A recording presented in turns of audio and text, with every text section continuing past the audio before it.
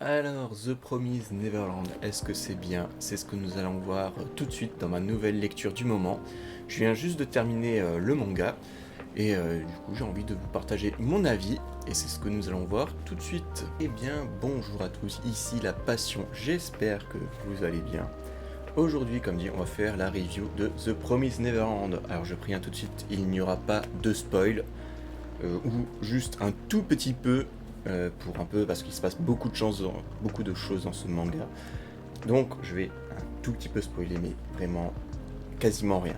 Du coup, The Promised Neverland, qu'est-ce que c'est? Alors, The Promised Neverland est un shonen qui a été prépublié dans le Weekly Shonen Jump.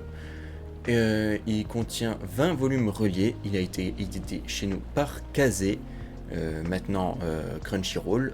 Du coup, il faut faire attention quand on les achète. Moi, j'ai réussi à les avoir tous chez Kazé. Du coup, j'ai de la chance. Et donc, il a été écrit par Keiyu Shirei et dessiné par Pozuka Demizu. Alors, les deux, c'est leur premier projet. Ils n'ont rien fait d'autre. Et comme tout manga à succès, il a eu un animé en 2 saisons et un film live d'action fait en 2020. Et il y aura aussi une série américaine en live action par Amazon Prime. Et il y a aussi un truc important là que je viens de découvrir aussi, c'est que le manga a eu un très gros succès.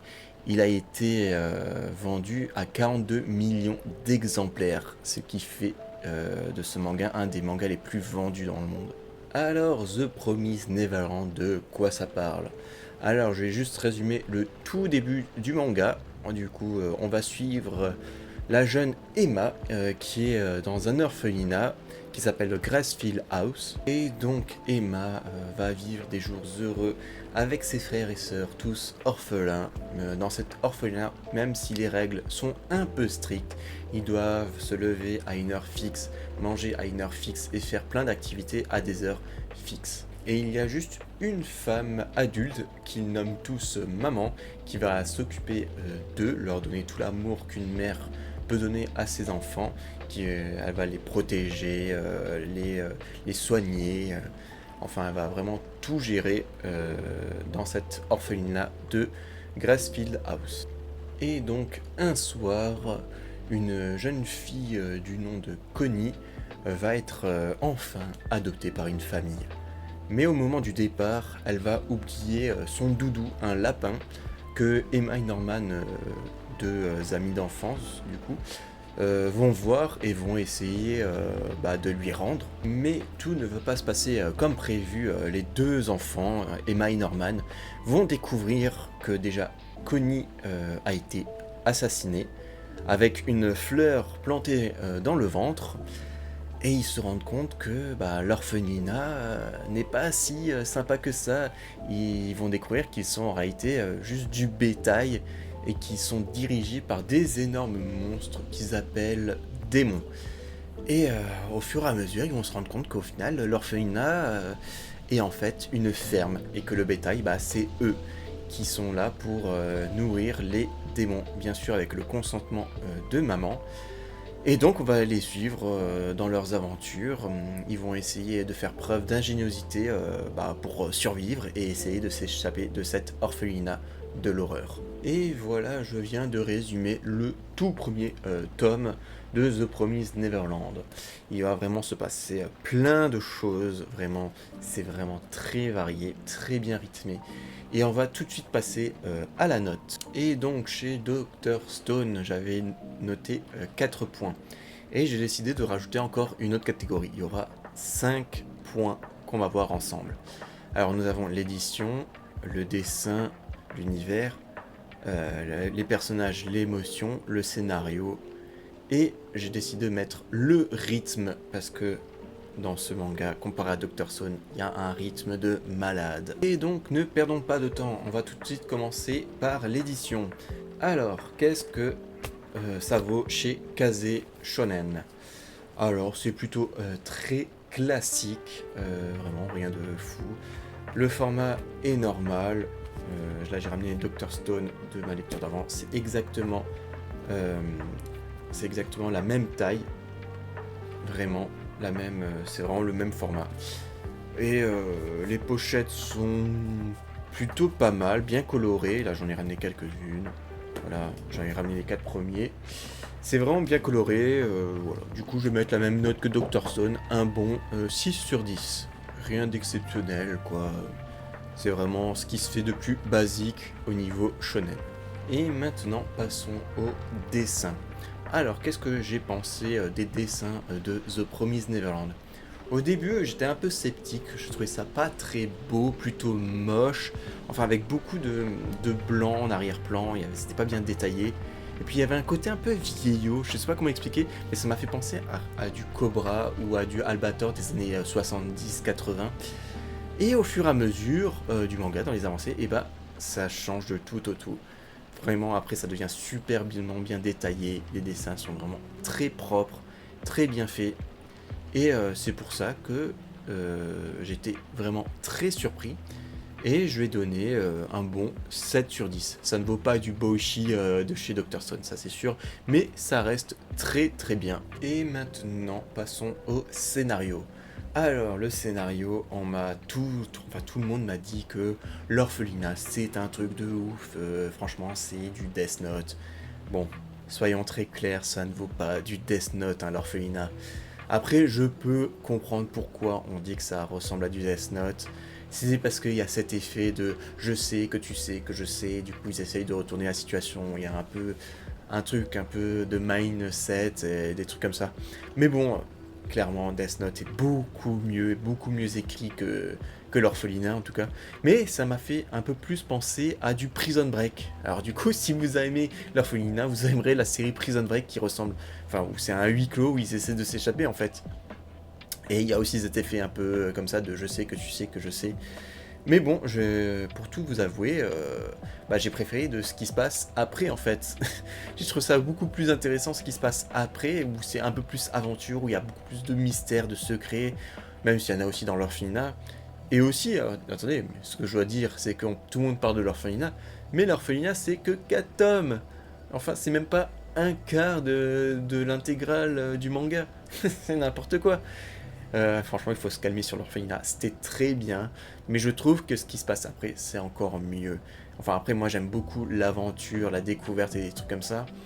Mais n'empêche, je dois dire que le scénario tient la route. Franchement, j'ai été pris dedans du début jusqu'à la fin. Il faut le dire.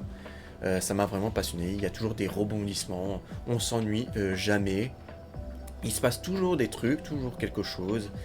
Et vraiment, j'ai vraiment beaucoup aimé. Et c'est pour ça que je vais mettre la note de 7 sur 10 pour le scénario qui est très très bien mérité. Et maintenant, on va tout de suite passer au personnage et à l'émotion. Alors, qu'est-ce qu'il y a à dire sur les personnages? Eh ben, c'est plutôt pas mal. On s'attache à ce trio qui est Norman, Emma et Ray, qui sont à la fois très différents et très complémentaires. Je veux dire, Emma est un peu dans l'émotion, tout ça, elle veut abandonner personne. Ray est un peu plus pragmatique, voilà, il sait qu'on peut pas sauver tout le monde et qu'il faut se faire avec. Et Normal est un peu entre les deux. Du coup, ces trois personnages sont assez complémentaires, on s'y attache. À tout moment, il peut leur arriver quelque chose. Et vraiment, enfin, le travail a été vraiment bien fait. Et bien après, dans le manga, plus tard, moi je me suis attaché à d'autres personnages. Et vraiment, et il y a de l'émotion aussi dans ce manga. Donc c'est pour ça que je vais mettre la note de 7 sur 10 pour les personnages et l'émotion. Bon, j'essaie de pas trop en dire pour pas trop vous spoil, mais en tout cas, ça m'a plutôt surpris. Je pensais pas que j'allais avoir voilà, des petites émotions qui vont arriver avec ces personnages. Enfin bon, voilà, 7 sur 10. Et maintenant, passons à la dernière catégorie. Voilà, c'est une nouvelle catégorie que j'ai décidé de mettre en place parce qu'il y a un truc flagrant qui m'a vraiment percuté quand tu passes de Dr. Stone à The Promised Neverland, c'est le rythme. Alors, au niveau du rythme, parce que je me suis dit c'est quand même important, et ben le rythme dans ce manga est effréné. Vraiment, la tension ne descend quasiment jamais. Ou quand ça descend, ça remonte tout de suite. Vraiment, on s'ennuie jamais. Il se passe toujours un truc, il se passe toujours une révélation, il se passe toujours un événement inattendu. Vraiment, il se passe, le rythme est vraiment effréné. Du début jusqu'à la fin, je me suis jamais ennuyé. Et c'est pour moi le plus gros point fort avec le scénario et les personnages de ce manga. C'est le rythme. Vraiment, 20 tomes, c'est ce qu'il faut, ni plus ni moins. C'est juste parfait. C'est pour ça qu'au niveau du rythme, je vais mettre la note de 8 sur 10. Et voilà pour la note globale de The Promised Neverland. Alors, on va résumer et je vais donner mon avis global à la fin. Alors, nous avons en édition 6 sur 10, voilà, plutôt classique, des mangas shonen basiques, voilà, rien de plus, rien de moins. Après, nous avons les dessins, plutôt pas mal, vraiment. Au début, j'étais pas très fan, mais après, je trouve que ça s'améliore, vraiment, ça passe un gap au niveau des détails, des monstres, des environnements, vraiment, après, ça devient vraiment superbement bien détaillé. Je trouve qu'il a vraiment fait du progrès, le dessinateur. Donc, nous avons un 7 sur 10. Après, niveau du scénario, voilà, le scénario tient la route, 7 sur 10. Au niveau des personnages, là aussi, les personnages, je ne m'attendais pas à m'attacher autant à tous ces personnages, parce qu'il y en a beaucoup quand même. Et du coup, j'avais donné combien? 7 sur 10, je crois aussi. Et à la fin, le rythme, alors là, vraiment, le rythme, on s'ennuie jamais. Vraiment, c'est un rythme vraiment effréné.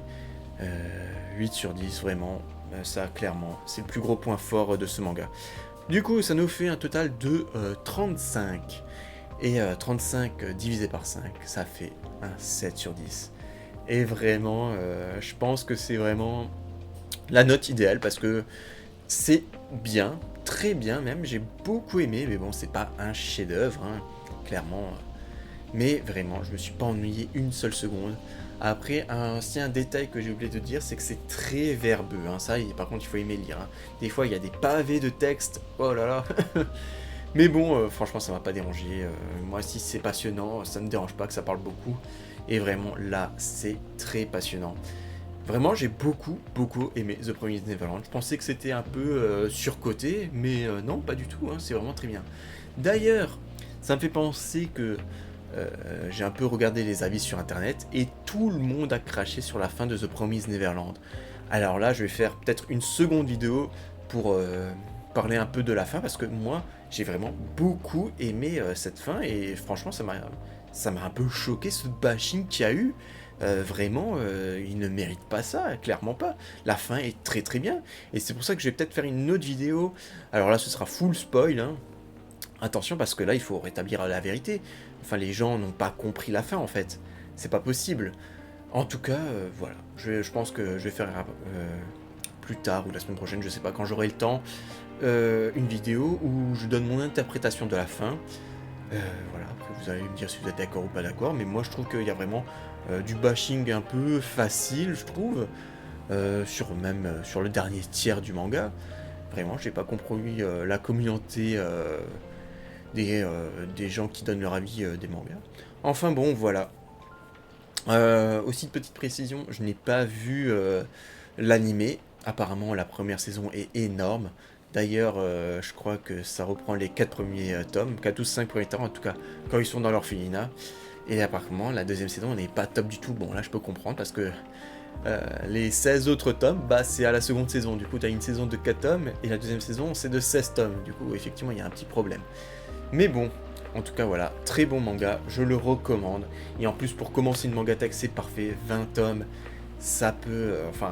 c'est ni trop long, ni trop court. Franchement, je conseille pour même les débutants qui veulent se lancer dans un bon shonen. Par contre, petite précision, aussi pour moi, ça n'aurait jamais dû être un shonen. Pour moi, je pense que celui-là qui a fait le scénario, il aurait dû faire un seinen. Vraiment, ça se voit qu'il aurait dû aller plus loin dans l'horreur, plus loin dans le fantastique, plus loin dans le gore. Vraiment. Parce que vraiment ça se voit qu'il se freine un peu parce qu'il y a des scènes assez gore, hein, il y a de la démembration, enfin... Et même dans l'horreur, hein, il y a parfois des moments un peu flippants et tout.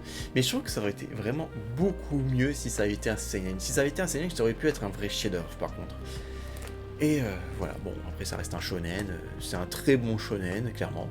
Bon, quand même, comme j'ai dit, un peu gore, et ça peut même mettre mal à l'aise les plus jeunes, hein. Vraiment, il y a des scènes, surtout au début dans l'orphelinat, ils ont des fois la mère et après les autres mamans qui vont arriver, ont des fois des têtes un peu bizarres et cheloues.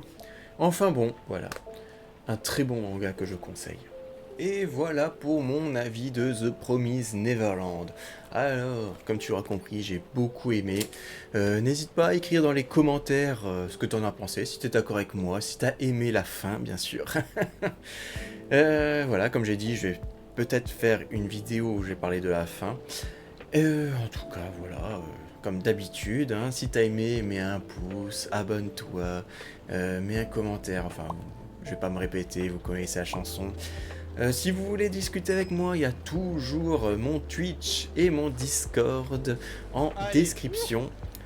Du coup, n'hésitez pas, je réponds à tout le monde et vous êtes tous le bienvenus sur mon Discord ou sur mon Twitch. On est toujours sur Live of Pi, vraiment très très long et très très difficile ce petit jeu. D'ailleurs, donnez-moi du courage si vous le voulez parce que je galère. Enfin bon, merci à tous, merci d'avoir regardé. On se donne rendez-vous à la prochaine. Soyez gentils dans les commentaires et l'esprit shonen et clap de fin.